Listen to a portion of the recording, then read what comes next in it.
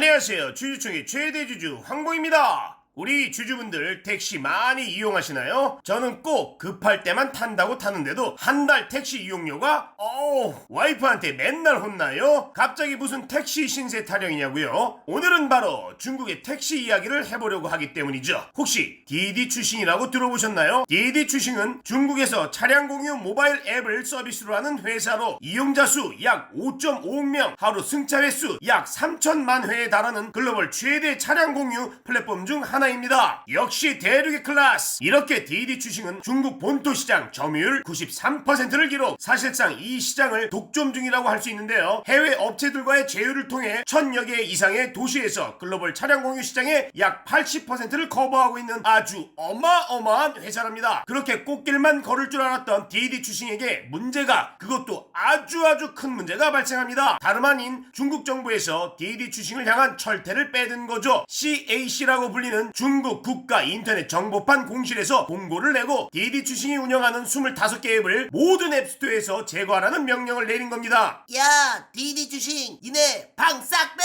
디디 추싱 기업판, 차주판, 디디 추싱 순펑처, 우버차이나, 디디 추싱 대리운전판, 디디 추싱 화물차판 등이 모두 제거 대상에 포함된 건데, 아니 이거 뭐 죽으라는 거야 뭐야? 이유가 뭔고 봤더니 디디 추싱 관련 앱들이 규정을 위반해 개인정보를 불법 수집한 게 확인됐다는 거죠. 에이, 이게 진짜 이유라고? 설마 중국 언제부터 그렇게 개인정보를 소중하게 생각했다고? 업계에서는 중국 정부가 디디 추싱과 같이 무서운 속도로 성장하는 빅테크 기업을 향한 본격적인 디자비를 시작했다고 보고 있는데요. 그도 그럴 것이 중국 공산당 창단 100주년 기념일 하루 전인 지난달 30일 디디 추싱이 미국 뉴욕 증시에 상장해 44억 달러, 우리나라 돈으로 약 4조 9,790억 원의 자금을 시원하게 조달해버린 거죠. 알리바바 이후 중국 기업으로는 뉴욕 증시에서 최대 규모의 기업 공개가 됐는데요. 중국 정부 입장에서는 이것들 잘 나가도 너무 잘 나가는데 이러다 정부 말빨 더 안 서는 거 아니야? 라고 생각해서 이번 디디 추싱 사태가 벌어진 게 아니냐는 분석이 나오는 거죠. 중국 정부 후덜덜.